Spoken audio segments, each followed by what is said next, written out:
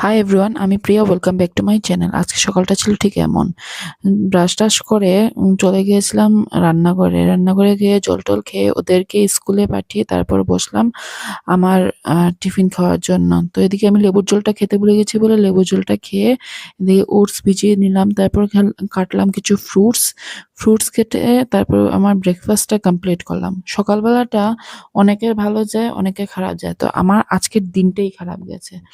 তো খাওয়া-দাওয়া শেষ করে রান্না সেরে নিলাম।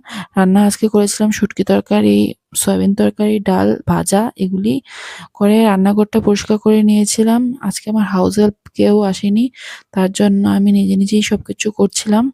মা আমাকেও যথেষ্ট হেল্প করেছে। মা বাইরের দিকটা করছিল, আমি ঘরের দিকটা করছিলাম।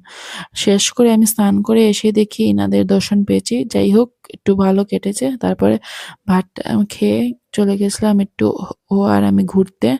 এখানেই করলাম, ঘোরার থেকে আসার সময় বাড়ির সামনেই করেছি অ্যাক্সিডেন্ট। অ্যাক্সিডেন্ট করে পা ছুলে বসে রয়েছিলাম। ভিডিওটা ভালো লাগলে প্লিজ লাইক এন্ড সাবস্ক্রাইব করে দেবেন।